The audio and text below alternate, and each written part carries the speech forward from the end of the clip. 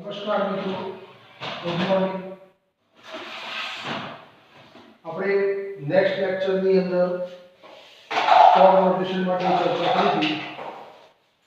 હવે આજે આપણે સ્ટોક નોટેશનની અંદર કેટલાક વધારાના સૂત્રો લઈશું અને પછી આજનું આપણું છેલ્લું ટોપિક લઈશું. અત્યારે હાલમાં હવે આપણે પાંચમી એકમ કસોટી આવી રહી છે, જેની અંદર chapter number 5, chapter number 6, chapter number 8 અને ચેપ્ટર નંબર 10, 5, 6, 8 અને 10 આ ચાર ચેપ્ટર પાંચમી એકમ કસોટીના છે. દ્રવ્ય અવસ્થા, ઉષ્માગતિશાસ્ત્ર, ત્યાર પછી આપણે જોઈએ તો રેડોક્સ પ્રક્રિયા અને છેલ્લે જોઈએ તો એસ વિભાગના તત્વો. આ ચારે ચાર ચેપ્ટર પાંચમી એકમ કસોટીના છે, એટલે દરેક મિત્રો તૈયાર કરી લેવા. આપણે વાત કરતા હતા સ્ટોક નોટેશન. તો સ્ટોક નોટેશનની અંદર કેટલાક વધારાના સૂત્રો જરા જોઈ લઈએ. આપણે સ્ટોક નોટેશન આપણે ગયા લેક્ચરમાં જોઈ ગયા હતા કે ભાઈ રોમન શાસ્ત્રી, રોમન વૈજ્ઞાનિક જે હતો એને સક્રાંતિ ધાતુ તત્વના ઓક્સિડેશન આંકને રોમન આંકમાં દર્શાવવા માટેની પદ્ધતિ દર્શાવી હતી, જેને આપણે સ્ટોક નોટેશન કહીએ છીએ. દાખલા તરીકે કેટલાકના નામ ઉપરથી સૂત્ર લખવા હોય તો કેવી રીતે લખાય? ધારો કે એક સૂત્ર છે સ્ટેઇનસ ક્લોરાઇડ. તો કેટલાક એવા તત્વો જે છે કે જેની અંદર બે પ્રકારની ઓક્સિડેશન અવસ્થા જોવા મળે છે. જેમાં ઓક્સિડેશન અવસ્થા ઓછી હોય એના નામના પાછળ રસ લાગે છે, જેની વધારે હોય એના પાછળ રીત લાગે છે. ગઈ વખત આપણે લખેલું છતાં પણ ફરી લખી દઈએ. Sn ની અંદર +2 અને +4. +2 હોય તેને બોલાય છે સ્ટેઇનસ અને +4 હોય તેને બોલાય છે સ્ટેઇનિક. બીજો શબ્દ લઈ લઈએ મર્ક્યુરસ અને મર્ક્યુરિક. મર્ક્યુરસ તો Hg એને મર્ક્યુરી કહેવાય. એમાં જો Hg નો +1 હોય તો મર્ક્યુરસ કહેવાય અને જો +2 હોય તો મર્ક્યુરિક કહેવાય. બીજું લઈ લઈએ શબ્દ ક્યુપ્રસ અને ક્યુપ્રિક. તો Cu+1 હોય તો ક્યુપ્રસ કહેવાય, Cu+2 હોય તો શું બોલાય? ક્યુપ્રિક બોલાય. એટલે અને છેલ્લો એક શબ્દ છે ફેરસ અને ફેરિક. તો Fe+2 હોય તો ફેરસ બોલાય, Fe+3 હોય તો શું બોલાય છે? ફેરિક. એટલે મિત્રો આ ચાર એવા જે તત્વો જે છે એમાં બી બે પ્રકારની ઓક્સિડેશન અવસ્થા આવેલી હોય છે. જેમાં ઓછી ઓક્સિડેશન અવસ્થા હોય એના નામના પાછળ રસ લાગે છે. વધારે ઓક્સિડેશન અવસ્થા હોય તેના નામની પાછળ રીક લાગે છે. એટલે આપણે રસ અને રીક. હવે કોઈ ફ્રૂટનો રસ નથી લાગતો કે ભાઈ કેરીનો રસ કે ભાઈ લીંબુનો રસ કે રસ, એવો નથી.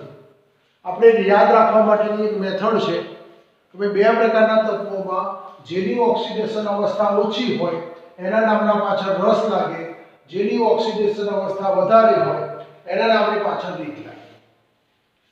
હવે આપણે અહીંયા મેં એક વાત કરી સ્ટેઇનસ ક્લોરાઇડ. તો સ્ટેઇનસ માટે શું વપરાશે? અહીંયા Sn. તો અહીંયા Sn.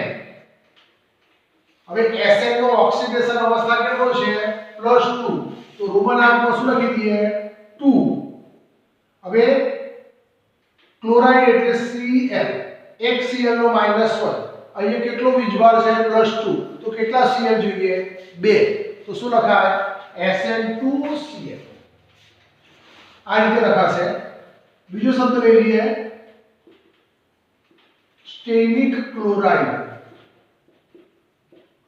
તો એ લખી દઈએ સ્ટેનિક માં 4 છે તો રોમન અંકની અંદર 4 કેવી રીતે લખાય તો V હોય તો 5 થાય V ની આગળ એક I હોય તો 4 થાય અને કેટલા Cl જોઈશે આપણી જોડે +1 હોય તો 1 Cl એ કેટલા છે 4 છે કેટલા Cl જોઈએ 4 Cl એટલે SN4Cl4 આ રીતે લખી શકાય બીજું લઈએ ધારો કે મર્ક્યુરસ ક્લોરાઇડ તો મર્ક્યુરસ માટે શું વપરાય Hg કેટલો ઓક્સિડેશન આંક છે +1 તો રોમન આંકમાં શું લખવાનું 1 અને એ શું લખવાનું Cl એટલે મર્ક્યુરસ 1Cl તરીકે લખાશે બીજો શબ્દ લઈએ મર્ક્યુરિક ક્લોરાઇડ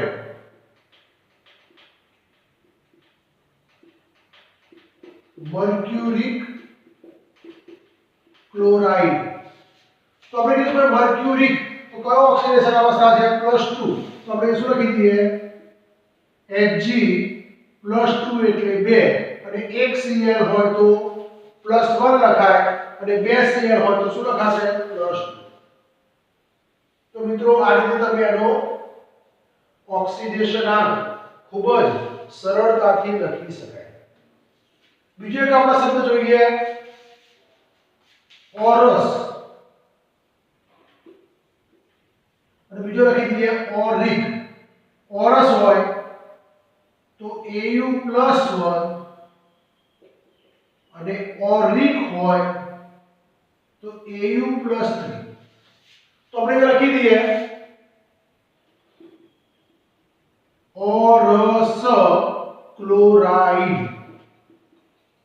તો ઓરસ માટે કયો ઓક્સિડેશન અવસ્થા છે +1 તો આપણે લખી દઈએ Au1Cl બીજો શબ્દ લખી દઈએ ઓરિક ક્લોરાઇડ તો ઓરિક માટે કેટલો ઓક્સિડેશન અવસ્થા છે જોઈ લો અહીંયા +3 છે તો રોમન અંક કેટલા લખવાના 3 તો Au3 ક્લોરાઇડ એટલે સ્ટોક નોટેશન ની અંદર નામ ઉપરથી સૂત્ર પણ લખી શકાય અને સૂત્ર ઉપરથી નામ પણ લખી શકાય આપણને બંને પ્રકારને એનો સ્ટોક નોટેશન નું નામકરણ આવડતું હોવું જોઈએ આપણે ખાસ વારંવાર જરૂર પડતી હોય છે એટલે મર્ક્યુરસ હોય કે મર્ક્યુરિક હોય કે ગમે તે હોય ધારો કે એવો શબ્દ બોલ્યા હોય આપણે હવે અણુસૂત્ર ઉપરથી નામ લખીએ ચલો હું અહીંયા અણુસૂત્ર લખું છું TnSO4 તો મિત્રો TL ને શું કહેવાય તો આપણે યાદ રાખવાનું કે TL એટલે એનું નામ છે થેલિયમ થેલિયમ હવે SO4 ને શું કહેવાય આપણને ખબર છે સલ્ફેટ કહેવાય પણ સલ્ફેટ નો ઓક્સિડેશન આંક કેટલો છે આખા સલ્ફેટ નો -2 તો પહેલી બાજુ કેટલો થાય +2 એટલે રોમન અંકમાં 2 લખવાના એટલે થેલિયમ 2 સલ્ફેટ આવું બીજું સૂત્ર લખીએ Tl2SO4 તો Tl તો શું બોલાશે થેલિયમ બોલાશે હવે એક SO4 તો -2 છે તો બે SO4 તો કેટલા થાય સોરી એક SO4 તો -2 છે આપણે ઓક્સિડેશન આંક ગણીએ તો 2 કૌંસમાં Tl વત્તા 1 કૌંસમાં SO4 બરાબર 0 2 કૌંસમાં Tl વત્તા 1 -2 બરાબર 0 તો 2 Tl બરાબર +2 તો 1 Tl બરાબર કેટલો થાય +1 તો આપણે લખી દઈએ થેલિયમ 1 સલ્ફેટ એટલે આ રીતે આપણે કોઈ પણ તત્વનો ઓક્સિડેશન આંક શોધી શકાય. બીજા કેટલાકનું નામ લખું છું. એ નામ ઉપરથી તમને સૂત્ર લખતા આવડતા હોવા જોઈએ, તો જ તમને સ્ટોક નોટેશન આવડી જશે. આ સ્ટોક નોટેશનનો ઉપયોગ આપણે ધોરણ 12 ની અંદર ચેપ્ટર નંબર 9 ની અંદર સંકીર્ણ સંયોજન ની અંદર આ પ્રકારના સૂત્રોનું નામકરણ આવશે. દાખલા તરીકે લખીએ CuI. હવે અહીંયા Cu નો ઓક્સિડેશન આંક +1 લેવો કે +2 લેવો કેવી રીતે ખબર પડશે? તો Cu ની સાથે કયો ઋણ આયન જોડાયેલો છે મિત્રો? આયોડિન. આયોડિન નો ઓક્સિડેશન આંક કેટલો થાય? -1. પેલી બાજુ જાય તો કેટલો થાય? +1. તો +1 હોય તો Cu માટે શું બોલાય? ક્યુપ્રસ. ક્યુપ્રસ 1 અને I માટે શું બોલાય? આયોડાઇડ. આ મિત્રો આયોડાઇડ નો છે I, કોઈ રોમન આંકમાં I લખેલો નથી, એટલે આપણે યાદ રાખવું એનો. ચલો બીજું એક સૂત્ર લખી દઈએ,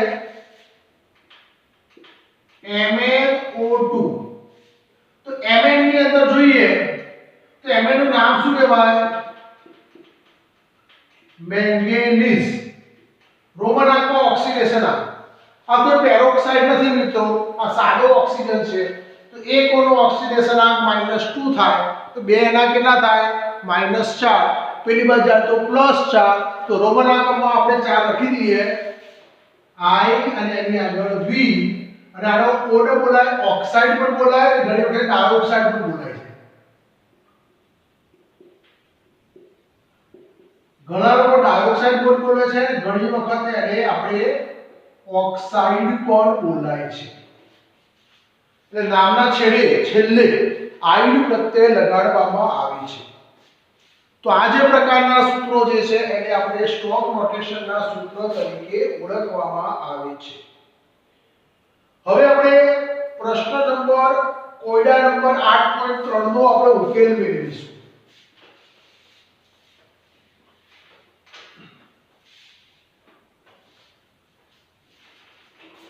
તમને પેજ નંબર કયો આપેલો છે? Page number 261.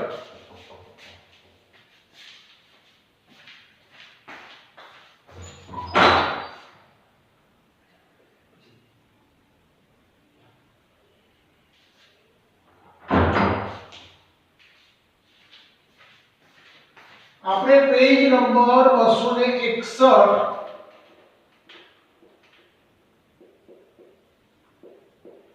કોયડા નંબર 8.3 એનો આપણે ઉકેલ મેળવીશું. શું કહે છે પ્રશ્ન? નીચે જણાવેલા સંયોજનોને સ્ટોક સંકેત પદ્ધતિ દ્વારા દર્શાવો.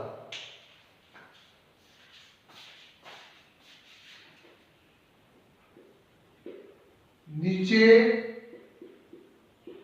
જણાવેલા સંયોજનોને સ્ટોક પદ્ધતિ પ્રમાણે દર્શાવો. તો અહીંયા આપણે HAuCl4 આવું એક સૂત્ર છે. HAuCl4. તો પછી આપણે Au નો ઓક્સિડેશન આંક લખવાનો છે. તો આપણે અહીંયા કેવી રીતે લખાય? HAu રોમન આંકમાં એનો ઓક્સિડેશન આંક આપણે શોધવો તો કેવી રીતે શોધાય? 1 કૌંસમાં H 1 કૌંસમાં Au 4 કૌંસમાં Cl બરાબર 0. 1 કૌંસમાં +1 1 કૌંસમાં Au 4 કૌંસમાં -1 બરાબર 0. તો +1 + Au -4 બરાબર 0. તો Au બરાબર કેટલો મળ્યો? +3. તો આપણે અહીંયા લખી દઈએ AU3 અને Cl નો Cl, તો HAU3Cl4. તો આપણે આ રીતે દર્શાવી શકાય. બીજું સૂત્ર છે Tl2O. તો શું લખાય? Tl2 અને પછી O. એક O નો -2, પહેલી બાજુ જાય તો +2 ભાગ્યા 2 કેટલો થાય? 1. તો આપણે ઓક્સિડેશન આ કેટલો લખાય? 1. Tl2 1O. બીજા બે સૂત્રો લખીએ છીએ FeO અને Fe2O3. તો ચલો અહીંયા આપણે લખી દઈએ Fe રોમનાંક અને O. આપણે રેડોક્સ પ્રક્રિયામાં ઓક્સિડેશન આંકના નિયમ પ્રમાણે સાદો ઓક્સિજન હોય તો એક O નો ઓક્સિડેશન આંક -2 ગણાય. તો પહેલી બાજુ તો +2, તો એક Fe નો કેટલો થશે? અહીંયા +2. અહીંયા તમે લો તો Fe2O3, એક O નો -2, તો 3 O ના -6 થાય, પહેલી બાજુ જાય તો +6 થાય ભાગ્યા 2, તો કેટલો થશે? +3. તો રોમન આંકની અંદર શું લખાય? 3. 1 2 અને 3. અને આપણે ગણવો તો ગણી શકાય. 2 કૌંસમાં Fe 3 કૌંસમાં O બરાબર 0. ઉપર કોઈ પણ પ્રકારનો વીજભાર નથી તો કેટલો લખાય? 0. 2 કૌંસમાં Fe 3 કૌંસમાં -2 બરાબર 0, 2 કૌંસમાં Fe -6 બરાબર 0, 2 Fe બરાબર +6, 1 Fe બરાબર +3. તો આ રીતે આપણે ગણી શકાય. બીજા 4 સૂત્રો લખી દઈએ. આપણે આ કાઢી નાખીએ છીએ. CuI CuO, CuI CuO, MnO અને MnO2. આપણે ચારે ચારમાં આપણે ઓક્સિડેશન આંક લખી દઈએ. Cu એક I નો -1 છે તો એ I થશે અને એ I થશે. CuO માં Cu O નો -2 પહેલી બાજુ તો +2, માટે ઓક્સિડેશન આંક 2 થશે. MnO Mn2O Mn4O. અહીંયા એક O નો -2 થાય, પહેલી બાજુ જાય તો +2 થાય, તો Mn નો 2 થાય. O2 ની અંદર એક O નો -2 થાય તો 2 નો -4 થાય, પહેલી બાજુ જાય તો +4 થાય, તો Mn નો કેટલો થશે? 4. એટલે Mn4 ઓક્સાઇડ. તો આ રીતે મિત્રો આપણે એના સ્ટોક રોટેશન પદ્ધતિ પ્રમાણે આપણે એના ઓક્સિડેશન આંક લખી શકીએ છીએ. તો આ સ્ટોક રોટેશનનો ટોપિક આપણે પૂરો કરીએ છીએ. બીજા ઘણા બધા પ્રકારના સૂત્રો હોય છે જેની આપણે પ્રેક્ટિસ કરી શકીએ છીએ. હવે આજે આપણે રેડોક્સ પ્રક્રિયાના પ્રકાર જોઈએ છીએ.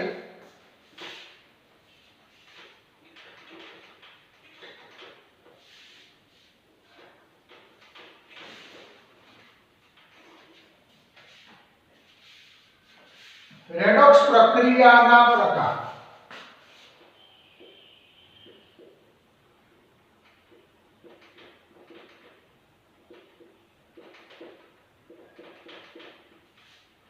તો રેડોક્સ પ્રક્રિયાના મુખ્ય 4 પ્રકાર છે. એમાં એક છે સંયોગીકરણ પ્રક્રિયા.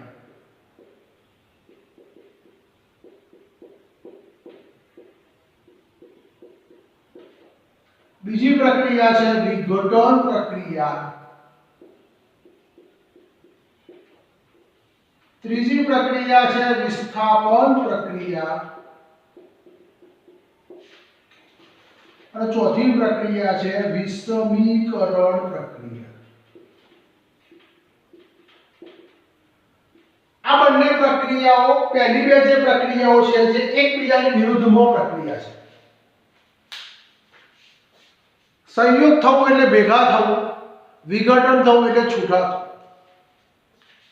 તો આપણે પહેલી પ્રક્રિયા લઈએ છીએ સંયોગીકરણ પ્રક્રિયા.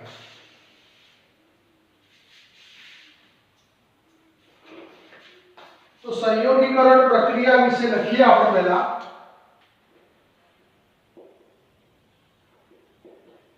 સંયોગીકરણ પ્રક્રિયા તો A + B gives C.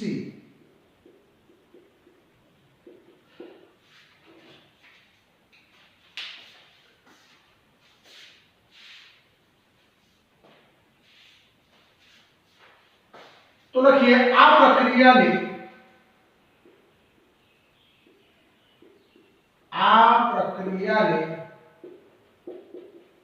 Redox પ્રક્રિયા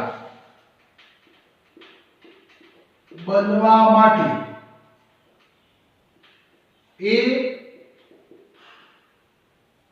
અથવા B અથવા A અને B બંને તત્વ સ્વરૂપમાં હોવું જરૂરી છે. કોઈ પણ રાસાયણિક પ્રક્રિયા દરમિયાન A અથવા B ક્યાં તો A તત્વ સ્વરૂપમાં હોય, ક્યાં તો B તત્વ સ્વરૂપમાં હોય, ક્યાં તો A અને B બંને તત્વ સ્વરૂપમાં હોય, તો તેવી પ્રક્રિયાને આપણે સંયોગીકરણ પ્રક્રિયા કહે છે.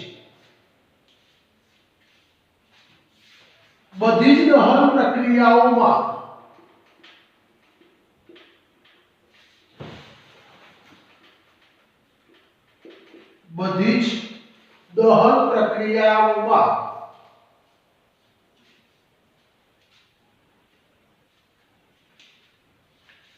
તત્વનું સંયોજનનું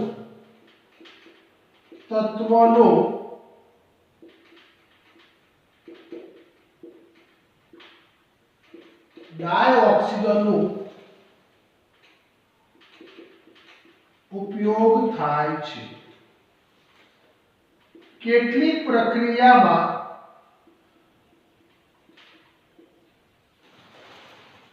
ડાયઓક્સિજન સિવાય પણ પ્રક્રિયાઓ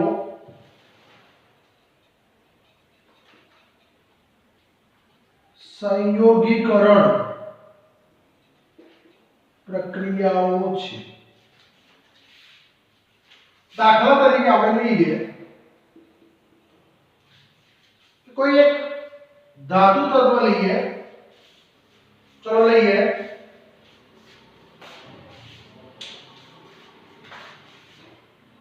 કાર્બન સોલિડ વત્તા oxygen gas gives CO2 gas. તો આ પ્રક્રિયામાં તમે જુઓ ડાબી બાજુ બે તત્વો છે. કાર્બનને આપણે A ગણીએ, ઓક્સિજનને B ગણીએ. આને આપણે A ગણીએ, આને આપણે B ગણીએ. તો A અને B બંનેમાંથી ગમે તે એક તત્વ સ્વરૂપમાં હોય અને એને દહન કરો એટલે ઓક્સિજનની હાજરીમાં પ્રક્રિયા કરો અને સામે જે નિપજ બને છે એટલે બે અથવા બે કરતા વધારે તત્વો ભેગા થઈને એક નિપજ બનાવે છે, એક સંયોજન બનાવે છે, જેને સંયોગીકરણ પ્રક્રિયા કહે છે. બીજું સમીકરણ લખી દઈએ. હવે ઓક્સિજન એકલો નથી, એ સિવાય પણ બીજા તત્વો પણ જોડાયેલા હોય છે. Mg + N2 ગેસ gives, એનાથી આપણે સંયોજન બનાવીએ તો Mg3N2 સોલિડ. હવે સૂત્ર કમી કર્યું નથી તો આપણે ખબર છે કે Mg નું ઓક્સિડેશન આમ +2 થાય, N નું -3 થાય. ચોકડી ગુણાકાર કરો તો n નો 3 mg જોડે ગુણાય, mg નો 2 n જોડે ગુણાય, સૂત્ર બને mg3n2. સમીકરણને સંતુલિત કરીએ 3 નાઇટ્રોજન સોરી 3 mg તો 3 mg વડે ગુણાકાર થશે. તો દરેકે દરેક પ્રક્રિયામાં ઓક્સિજન હોવું જરૂરી નથી. કેટલીક પ્રક્રિયામાં ઓક્સિજન સિવાય પણ પ્રક્રિયા તમારી જોવા મળે છે. અને ત્રીજી એક પ્રક્રિયા લઈ લઈએ.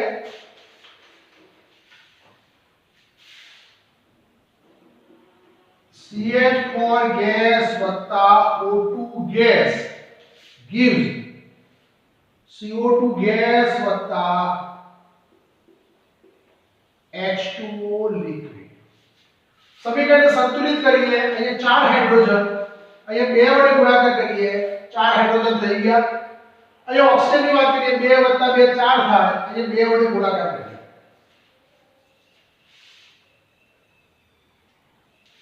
હવે પ્રક્રિયા રેડોક્સ છે કે નથી નક્કી કરવી પડે આપણે. તો ચલો આપણે નક્કી કરીએ. કાર્બનનો ઓક્સિડેશન આંક 0, O2 નો 0, એક કાર્બનનો +4 એક ઓનો -2. 0 માંથી 4 થયા વધારો ઓક્સિડેશન, 0 માંથી -2 થયા ઘટાડો રિડક્શન. માટે રેડોક્સ પ્રક્રિયા છે. Mg ની અંદર 0 થશે, N2 માં 0 થશે, Mg +2 n -3. 0 માંથી +2 થયા ઓક્સિડેશન, 0 માંથી માઈનસ થયા રિડક્શન.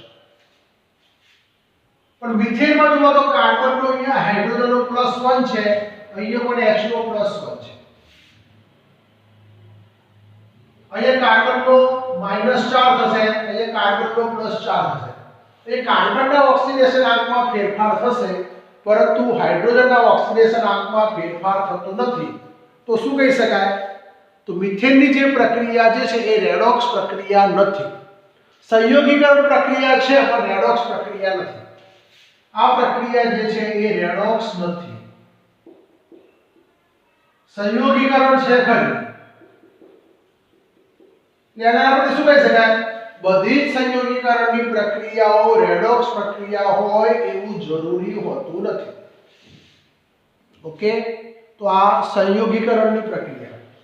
એની બિલકુલ વિરુદ્ધમાં શું કહેવાય? વિઘટન પ્રક્રિયા. જે પદાર્થ વિઘટન કરવાથી જુદા જુદા 2 અથવા 2 કરતા વધારે સંયોજન બને છે તેને શું કહેવાય છે? વિઘટન પ્રક્રિયા.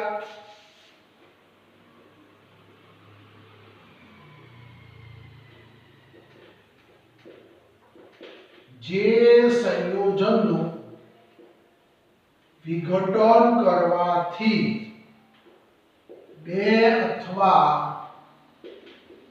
2 કરતા વધારે ઘટકોમાં વિભાજન થાય તેને શું કહેવાય? વિઘટન. પણ એની શરત 2 અથવા 2 કરતા વધારે સંયોજનમાં એક તત્વ સ્વરૂપે હોવું જરૂરી છે. આ જે પ્રક્રિયા જે છે એની વિરુદ્ધમાં લખી દઈએ. Mg3n2 ગરમ કરીએ Mg સોલિડ n2 ગેસ. તો વિઘટન પ્રક્રિયા છે. આ બે ભેગા થવાથી સંયોજન બન્યું એટલે સંયોગીકરણ કહેવાય. આનું વિઘટન કરવાથી 2 તત્વો છૂટા પડ્યા. પણ શરત ગમે તે એક તત્વ સ્વરૂપમાં હોવું જરૂરી છે. આપણે સમીકરણને સંતુલિત કરીએ. બીજું એક સમીકરણ લખી દઈએ. KClO3 KCl + O2 3 ઓક્સિજન 3 3 નું 6 2 અહીંયા K ના ઓક્સિડેશન આંકમાં કોઈ પણ પ્રકારનો ફેરફાર થતો નથી. તો મેં કીધું એ પ્રમાણે વિઘટન પ્રક્રિયા એ રેડોક્સ પ્રક્રિયા હોય એ જરૂરી નથી. સંયોગીકરણ પ્રક્રિયા પણ રેડોક્સ પ્રક્રિયા હોય એ જરૂરી નથી. એટલે ઘણી બધી પ્રક્રિયામાં ફેરફાર જોવા મળે છે, ઘણામાં જોવા નથી મળતા. કારણ કે કેલ્શિયમ કાર્બોનેટ એનું વિઘટન કરે તો શું બને? કેલ્શિયમ ઓક્સાઇડ વત્તા કાર્બન ડાયોક્સાઇડ. તો અહીંયા CnO+2, અહીંયા +2, અહીંયા કાર્બનનો +4, અહીંયા કાર્બનનો +4. તો આ તત્વો જે છે એમાંથી કોઈ પણ પ્રકારનો ફેરફાર થતો નથી. એટલે જે પ્રક્રિયા સંયોગીકરણ હોય એ રેડોક્સ પ્રક્રિયા હોય જરૂરી નથી. કોઈ રેડોક્સ પ્રક્રિયા હોય એ વિઘટન હોય એવું જરૂરી હોતું નથી. તો આવી જે પ્રકારની પ્રક્રિયાઓ જે છે એને આપણે વિઘટન પ્રક્રિયા તરીકે ઓળખવામાં આવે છે.